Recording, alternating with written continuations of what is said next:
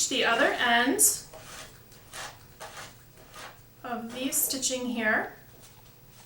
And again, I'm just making sure I've removed all the slack from the inside, so you don't want any slacking there.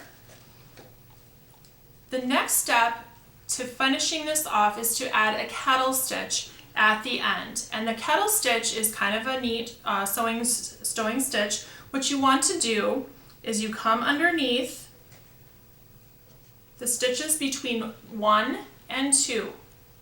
So you're just going to slide your needle underneath that little stitch that connects 1 and 2. Now keep pulling the thread until you see a loop like this form. Then drop your needle down into the loop and pull the thread to complete the stitch. And it'll make a nice tight little stitch like that. And then we just continue the rest of our pages. We're just going to continue to add new signatures underneath, and you'll work your way across each one, adding that kettle stitch at each end until you've stitched together all 10 signatures. When you get to the end of your 10th signature, you're going to do a double kettle stitch to finish off the book. That way everything's nice and tight and won't come undone.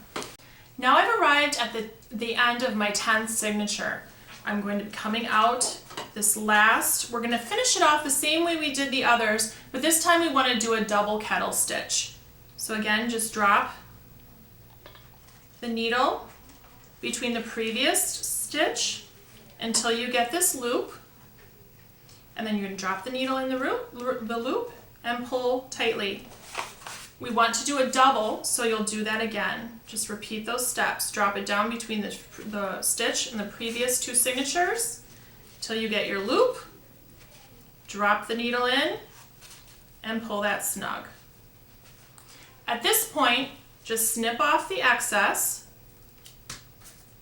Again, leaving about a 3-inch tail. You can see we started and ended with about the same amount there. At this point, I just want to point out the decorative ribbon. It's beautiful, of course, and makes a beautiful binding here, but it also serves a functional purpose as well, and it just holds this, it gives a cross reference here, a way to hold all those binding pieces together. Isn't that beautiful? Okay, let's add our book covers then. Lay your 2 book covers out in front of you. It's really important, something that I always almost forget to do is to add my ribbon closure. So at this point, let's glue our ribbon halfway from top to bottom, midway across our back cover piece. Just add a little bookbinding glue. And I like to just find the midway point of my ribbon.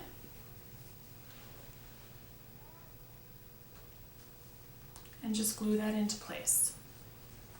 Now I find it helpful when going to add the cover pieces to just tape down those remaining ribbons, or you can use a little bit of your bookbinding glue to do the same thing.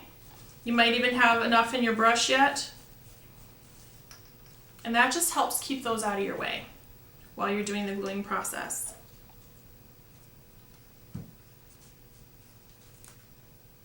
You can also kind of just lay down those threads as well. Now on this stitch book, the first page and the last page are actually going to act as our inside cover pieces. So when we're gluing this down, you need to make sure the cover piece is actually designed and cut specifically so that you're going to have a little bit of an edge on the top, outside edge, and bottom. The spine should be flush with the spine edge of your cover piece. Just a little tip for you. To add the cover, just spread some bookbinding glue on the very last page. We're going to do the back cover first. And you want to be real careful not to get the glue on any subsequent pages, because then your book won't open up, and that would be bad. Now one way to make sure that you don't get glue on those subsequent pages is to either slide in a scrap piece of paper, and you can also hold the page up. That way you don't have to worry about getting any glue where you don't want it to be.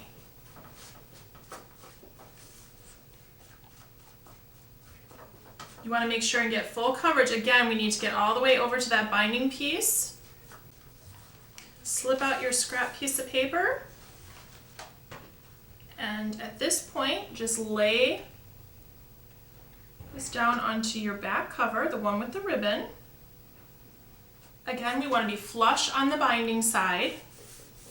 Press it into place.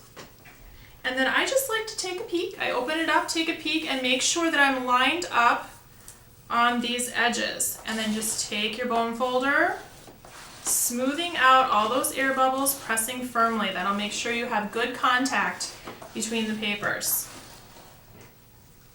So you can see I'm nice and flush with my spine. Then repeat with the front cover. Again, just slip your scrap piece of paper in there to assure you don't get glue where you don't want it. And just spread that glue in a nice thin, even layer so that you get full coverage. I have a little saying, it's not a good day unless you've got gluey or inky fingers. Okay, once you've got full coverage, take your front cover and you'll lay that down on top. Again, make sure that your spine is flush. Slip out your scratch piece of paper. Little trick before you get too far, just tap it on two sides to make sure the covers are lined up. And then just open up that inside and smooth out all those air bubbles, making sure you have extra care near the spine, because if it's going to come up anywhere, it's going to come up near the spine piece.